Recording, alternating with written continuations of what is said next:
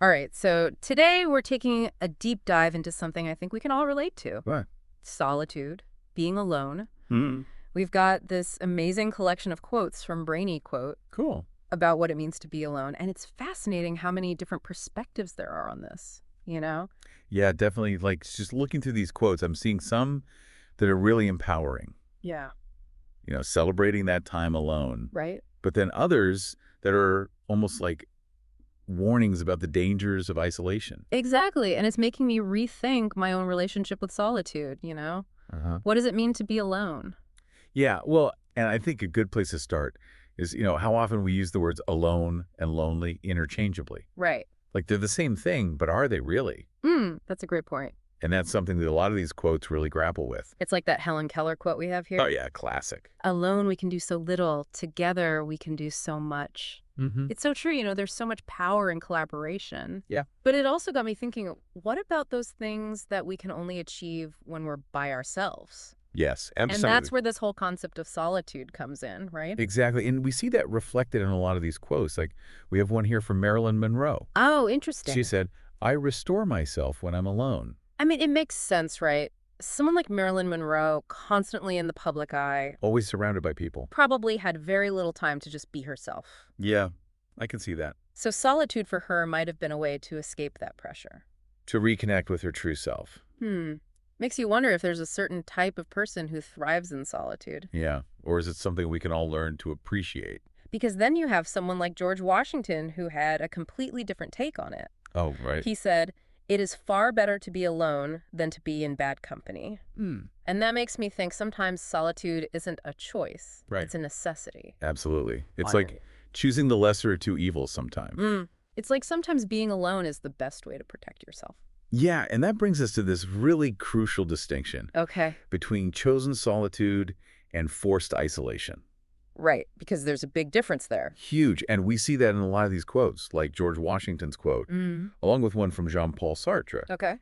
He said, if you are lonely when you're alone, you are in bad company. Wow, so it's not about being physically alone. It's about who you're with in your own mind. And it's like some people really find that sense of peace and renewal in solitude, Right. while for others it just amplifies their anxieties. Totally. And I think Henry Rollins captures that beautifully in his quote, loneliness adds beauty to life. It puts a special burn on sunsets and makes night air smell better. That's quite the image, right? He's definitely romanticizing that feeling of being alone. He's embracing it. Yeah. But then you have someone like Joseph Roux, Okay. who has a much more stark perspective. He simply says, solitude vivifies. Isolation kills. Okay, so two very different perspectives. And it reminds us that context matters. Right. Chosen solitude, where we're actively seeking time alone, that can be invigorating. Yeah. But forced isolation. It can be devastating. Absolutely. So how do we reconcile these seemingly opposite experiences of solitude? Right, because it can be both. And I think May Sarton, the poet, had a really interesting take on this. She Okay. said, loneliness is the poverty of self. Solitude is the richness of self. Wow, I like that. It's like she's saying the quality of our solitude depends on our relationship with ourselves. That makes a lot of sense. All right. It's not about whether we're physically alone. Right. It's about our internal state. Can we find contentment and richness within ourselves even when we don't have that external company? And that's a question a lot of these quotes are wrestling with. It's like in that quote from Paul Newman, you only grow when you are alone. I like that. And then Maxwell Maltz, he said, if you make friends with yourself, you will never be alone. Yeah, they're both emphasizing self-reliance. This idea that solitude can help us become more comfortable with ourselves. Develop a stronger sense of self. It's almost like solitude can be a training ground for self-discovery. Oh, yeah, definitely. By stripping away all the distractions. The external influences. You're forced to confront yourself. Your strengths. Your weaknesses. And in that process, there's the potential for real transformation. It's fascinating how many of these quotes focus on that internal journey. Right. But we can't ignore the fact that not everyone finds solitude to be a positive experience. Unfortunately, no. And I think Keanu Reeves, who's been very open about his struggles with loss and grief, he said, when the people you love are gone, you're alone. And that's just such a powerful reminder that solitude can amplify those feelings of sadness and loss. Yeah. It's a complex interplay between our internal state and our experience of solitude. Right. Like grief can make even the most chosen solitude feel like unbearable isolation. That's a good distinction. And it reminds us that while solitude can be a powerful tool for growth, Yeah. It's not a cure-all for every emotional challenge. and then there's that quote from Tennessee Williams, who said, "We are all sentenced to solitary confinement inside our own skins for life." It's kind of a bleak statement, I'll admit. Yeah. But it raises this question of whether there's a certain solitude to the human experience that we can't escape, An inherent loneliness. regardless of our external circumstances. He's getting at something very existential there. Right, right. Like even when we're surrounded by people. There's still a part of us that remains unknowable to others. And that separateness can be a source of strength, but it can also be a source of loneliness. Absolutely, it's both. I think it's a reminder that solitude is such a complex experience, Multifaceted. shaped by our personalities, our experiences, our cultural backgrounds. All of that. And speaking of cultural backgrounds, I kind of want to shift gears a little bit Okay. and talk about how solitude is viewed within society as a whole. Interesting. Because we have this quote from Henrik Ibsen, who is known for challenging social norms. Yeah. And he wrote, "The strongest man in the world is he who stands most alone." Powerful statement. It connects solitude to strength. Especially the strength to be Or different. stand apart from the crowd. And we see that idea throughout history. Oh, absolutely. So many figures who embody that idea of strength and solitude. Like Elizabeth I, Yes. who famously declared, "I would rather be a beggar and single than a queen and married." Which at the time was a radical statement. Oh, yeah. For a queen marriage was basically a political arrangement. Right, often involved a loss of power and autonomy. So by choosing to remain single, she was asserting her independence. A bold move for sure. It makes you think about how views on solitude have evolved over time. Right. Are we more accepting of it today? Or are we even more anxious about being alone? Because on the one hand, we have this growing awareness of the benefits of solitude, Right, like self-care introspection, but that we also have this hyper-connected world. where it seems like everyone's constantly surrounded by people. And that constant barrage of social media updates. Yeah, it creates this pressure to always be connected. To never be alone. And it makes me think of that quote from Anne Hathaway. Okay. She said, "The thing that I'm most worried about is just being alone without anybody to care for or someone who will care for me." Wow. That's a pretty honest admission. Yeah, and it seems like in our modern world, Being alone is often equated with being lonely. or unfulfilled. Exactly. It's almost like we've lost sight of the value of solitude. Maybe we have. Like we're so focused on external connection that we forget about the importance of connecting with ourselves. It makes you wonder if all this technology is really connecting us. Right. Or is it just creating a facade of connection? While actually making us feel more isolated. Even Kurt Vonnegut chimed in on this with a very simple but profound statement. Let's hear it. He said, "You are not alone." It's almost like a paradox, right? We have all this technology that's supposed to connect us, but so many people feel more isolated than ever. Yeah, it's like, are we really connecting or are we just... Performing connection. Yeah, and maybe that's what Vonnegut was getting at, you know? Yeah. Like, even in a hyper-connected world, the human experience is still ultimately a solitary one. To some extent, yes. It's a lot to think about, and it makes me wonder, maybe we need to kind of reframe our relationship with solitude. Because so far in this deep dive we've seen it can be a source of strength and growth. Right. But also loneliness and anxiety. It's a double-edged sword for sure. So how do we find that balance? That's a million-dollar question. Right, that sweet spot between connection and solitude. Well, I think it starts with recognizing that solitude isn't inherently good or bad. Okay. It's a tool. And like any tool, it can be used for positive or negative purposes. I like that solitude is a tool. It takes the pressure off, right? Yeah.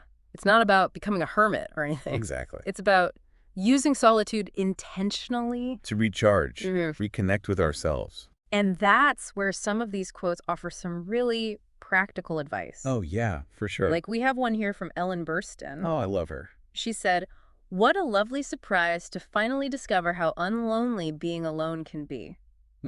It's like she's saying solitude can actually be a source of joy. Of contentment. But we have to be open to that possibility. Right. You have to go into it with the right mindset. Because I think so often we have this fear of being alone. Especially in today's world. Like when you're feeling overwhelmed and all you want is to be by yourself. But then you start to worry, what if I get lonely? What if I get bored? What if I miss out on something? Yeah, that FOMO. It's like we've been conditioned to fear solitude. And that fear can keep us from experiencing its benefits. But what if we kind of flip the script on that? Interesting. Like Douglas Coupland, he actually suggests the time you feel lonely is the time you most need to be by yourself. That seems counterintuitive. Right. But maybe he's onto something. Like maybe leaning into that discomfort is actually the key to breaking free from it. Instead of trying to avoid it. It's like facing your fears head on. Using solitude as a way to understand those feelings of loneliness. Maybe even work through them. It could be a form of self-therapy. And sometimes the simplest advice is the most profound. Oh, absolutely. Like we have this quote from Edward Young. He simply says, by all means, use some time to be alone. Just a gentle reminder. To make time for yourself. To prioritize solitude. And to wrap up this exploration of finding meaning in solitude, I have to share this quote that really stuck with me. Oh, yeah. To go out with the setting sun on an empty beach is to truly embrace your solitude. That's Jean Moreau. That's beautiful. I love that imagery. You could just feel the peace and stillness of that moment. That sense of being completely present. With yourself and with nature. It's like solitude doesn't have to be about deprivation. Or it can actually be a way of connecting. With something larger than ourselves. So as we reflect on this whole collection of quotes about being alone, what are some of the key takeaways for you? Well, I think what really stands out to me is just how complex solitude is. Right. It can be both rewarding and challenging. Definitely. And there's no one-size-fits-all approach. So it's about finding that balance then. Yeah, the balance between solitude and connection. Between independence and interdependence. And that balance might look different for everyone. Right. It might change throughout our lives. Depending on our circumstances. Our personalities, our emotional needs. But the one thing that seems consistent throughout all these quotes Yeah. is the importance of intentionality. Being mindful about our solitude. Yeah, whether we're seeking it for growth or reflection or just for a break. We need to approach it with awareness and purpose. Because solitude's not a destination. It's a journey. A journey of self-discovery. Of confronting our fears and insecurities. And ultimately learning to be comfortable with ourselves. Even when we're alone. And in a world that's constantly pushing us to be more connected. More productive. More outwardly focused. That journey inward can be incredibly powerful. Yeah, it really is. And it makes you think about solitude. You know, it's not just about being physically alone. And it's more than that. Right. It's about cultivating a sense of inner peace. Self-acceptance. Where you can just be present with yourself. Even in the midst of chaos. Exactly. And I'm curious, you know, out of all these different perspectives on solitude, was there a particular quote that really stood out to you? You know, the one that keeps coming back to me is that Jean Moreau quote. The one about the beach. Yeah, about walking on the empty beach at sunset. Oh, yeah. I just love that image. So peaceful. It really captures that tranquility. That expansiveness. That can come from embracing solitude. And it's a reminder that being alone doesn't have to feel small. We're constricted. Right. It can actually be a way of connecting with something much larger than ourselves. Right. It's funny because when I first read that quote, I thought about how much I love being by the ocean. Yeah. But then I realized it's not really about the beach itself. No, it's about the feeling. Right. It's about finding those spaces. Those spaces that allow us to disconnect. From the noise of the world. And reconnect with our own inner rhythm. And that space might look different for everyone. Absolutely. For some, it might be a walk in nature. For others, it might be losing themselves in a book or a creative project. Yeah, or just sitting in silence for a few minutes. Exactly. The important thing is to find what works for you. And to make it a regular practice. And remember, it's a practice. Not about being perfect at it. Exactly. There will be times when solitude feels easy and joyful. Right. And there will be times when it feels really challenging. Even painful. But the more we embrace the full spectrum of the experience, the more we can learn and grow from it. That's a really good point. I think that's a beautiful way to put it. Thank you. Solitude is not about achieving some perfect state of isolation. It's about the journey. Right. It's about cultivating that relationship with ourselves that allows us to be both independent and connected. Solitary and part of something larger. Exactly. So as we wrap up this deep dive into the world of solitude, what is one thing you hope our listeners will take away from this conversation? Well, I hope they'll walk away with a sense of curiosity. Okay. And maybe even a little bit of courage. to explore their own relationship with solitude. Exactly. It's not always easy, Yeah. but it could be incredibly rewarding. And who knows, maybe they'll discover, as many of these thinkers have, Yeah, that there's more to being alone than meets the eye. absolutely. Well said. I think that's a perfect note to end on. So we've explored the complexities of solitude, its potential pitfalls, and its surprising rewards. It's a fascinating topic. It really is, but ultimately, the journey of solitude is a personal one. You have to find your own path. Exactly. So we encourage you to keep reflecting on these ideas and to discover what solitude means to you. Thanks for joining us. So Thanks for listening, you everyone. want to tackle We'll this see you feeling next of time. loneliness, huh? Well, we've got a pretty interesting mix of sources for this deep dive.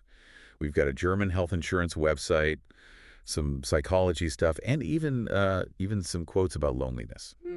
So we'll be looking at, practical tips, some deeper psychological perspectives. Should be a good combo. Sounds good. It's like a journey to give you the tools to feel more connected. I like that. A journey. So one thing that I thought was interesting is that all of these sources agree on a really important first step, Oh, okay. acknowledging those feelings of loneliness. Yeah. Yeah, that's often the hardest part, isn't it? Like, we just want to push it away and pretend it's not there. Yeah, exactly.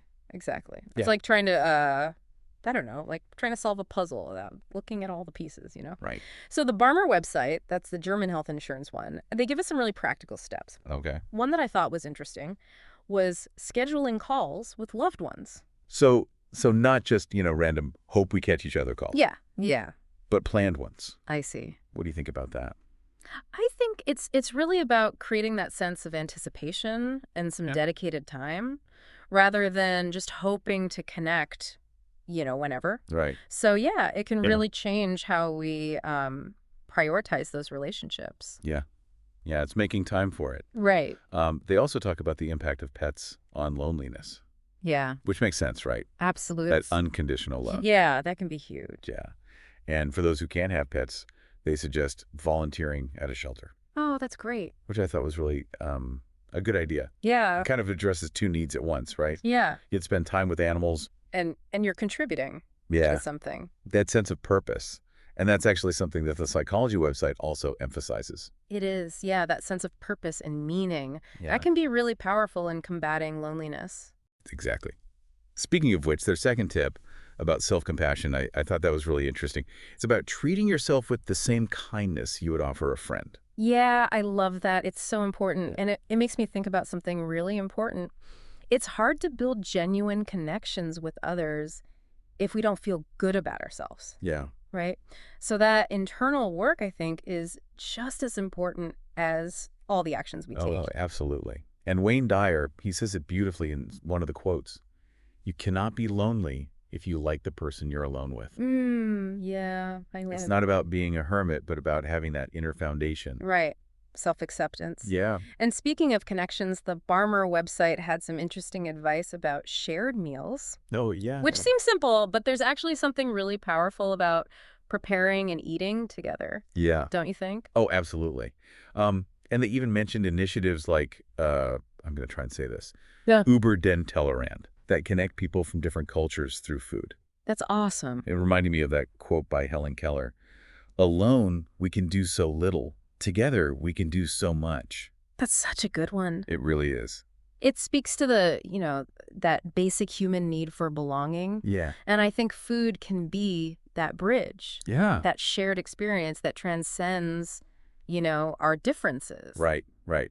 Now, while those tips are great for getting out there and connecting, the psychology website pushes us a little bit further. They say it's not just about quantity, but quality of connection. Interesting. What do you make of that?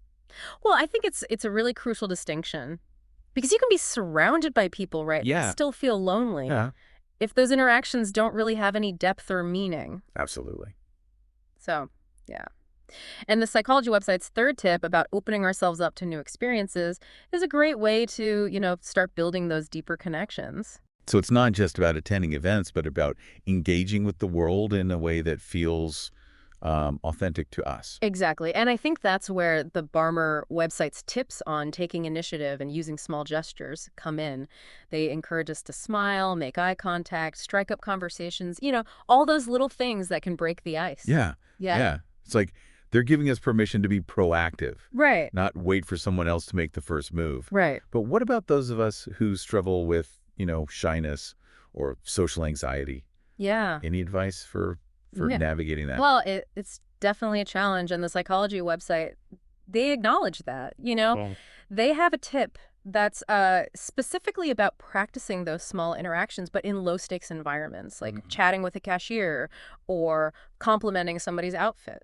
so it's kind of like building up those social muscles, Yeah. in a safe space before hitting the gym. Exactly. Yeah. I love how they tie this back to self-compassion, because it's about being kind to ourselves even when we feel awkward or, or stumble over our words. Right. It's okay. That's a good reminder. Yeah. So we've talked about, reaching out to others, but what about those times when we're alone? Yeah. Is there a way to kind of make solitude work for us rather than against us? Well, that's where the psychology website's tip about engaging your senses comes in. Oh. It's about shifting your focus from that, inner world to the richness of the external world. They suggest taking a walk in nature, really noticing the sounds, the sights, the smells. Yeah. Almost like a mindfulness exercise for your whole being. Yeah. And it can be incredibly grounding, especially when you're feeling overwhelmed by loneliness. Yeah. It reminds you that you're part of something larger than yourself. I love that. Yeah.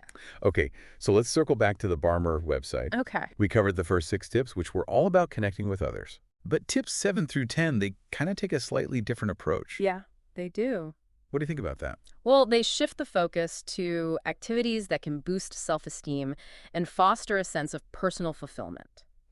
So, for example, tip number 7 suggests finding a hobby you're passionate about. Right. It could be anything from, painting to coding to gardening. Yeah. The key is that it's something you genuinely enjoy and that makes you feel good about yourself. Yeah, and that sense of accomplishment, can kind of ripple outwards. Exactly. When you feel good about yourself, you naturally radiate positive energy. You do. Which can attract others to you. Absolutely. And it gives you something to talk about when you do connect with people. Exactly. Right. That's a good point. Tip number 8 focuses on physical health. Okay. Through exercise and a balanced diet. Makes sense. It might seem unrelated. Yeah. But it actually makes a lot of sense. It does. What do you think? Well, when you take care of your physical well-being, you tend to feel better mentally and emotionally, right? It's about giving yourself the energy and resilience to navigate those challenging feelings of loneliness. Oh, that's good. Yeah, I like that. Yeah. Tip number 9 is about setting realistic goals and celebrating our accomplishments. Yeah. No matter how small. Yes. What do you think about that? Well, this is so important for building self-efficacy and recognizing your own worth. It's easy to get caught up, focusing on our shortcomings. Yeah. But by acknowledging our successes, we cultivate a more positive self-image. Which, as we discussed earlier, is essential for building healthy connections. It is. Right. Absolutely. Now, tip number 10 encourages seeking professional help. If we're struggling to overcome loneliness on our own. That's a good one. What do you think about that one? It's a powerful reminder that there's no shame in asking for support. Yeah. A therapist can provide tools and strategies to navigate those difficult emotions and develop more fulfilling relationships. It's like having a guide. Yeah. To help us through the wilderness of loneliness. Exactly. Speaking of which, May Sarton beautifully captures the difference between negative and positive solitude. Okay. Loneliness is the poverty of self. Solitude is the richness of self. Wow. Isn't that good? That's a good one. Yeah. That really gets to the heart of it, Yeah. Being alone doesn't have to be a bad thing. It can be an opportunity for self-discovery and growth. And the Barmer website's tips on self-care and personal growth can help us turn those moments of solitude into something truly enriching. Absolutely. Right. It's about cultivating a sense of inner peace and contentment that doesn't solely rely on external validation. So as we move into the final part of our deep dive, what are your thoughts on the key takeaways so far? What strikes me is the interconnectedness of it all, Yeah. Combating loneliness isn't just about filling our calendars with social events. Right. It's also about cultivating self-love, addressing any underlying emotional barriers, and creating a life that feels meaningful and purposeful.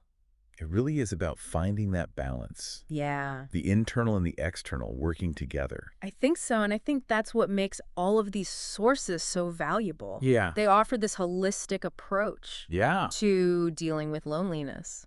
Before we wrap up, I wanted to touch on a couple more tips from the psychology website Okay. that we haven't really talked about. One that really intrigued me was the guided imagery exercise. Oh, yeah. Have you ever heard of that? That's a powerful one. It's about conjuring up, Yeah. memories of when you felt really loved and connected, almost like you're creating a mental photo album Yeah. of positive emotions. So even when you're physically alone, you can tap into those feelings. Exactly. It's a way to shift your emotional state Yeah. and remind yourself that you're capable of experiencing love and belonging. I like that.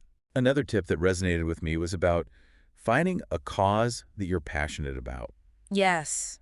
and contributing to something larger than yourself. The power of purpose. Yeah. When we feel like we're making a meaningful contribution to the world, Yeah. it can be incredibly fulfilling, and it can definitely help us feel less isolated, Yeah, less alone. less alone. Yeah.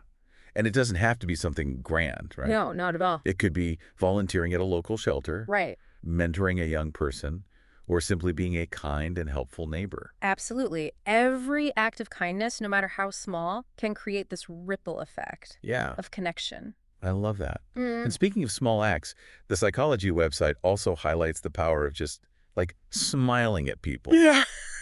Or making eye contact. It's amazing how such simple gestures can break down barriers and create that sense of connection. Just like a silent acknowledgement, Mm-hmm. We're all in this together. We are. So, as we conclude this deep dive, what stands out to you as the most important takeaway? For me, it's that connection is a choice.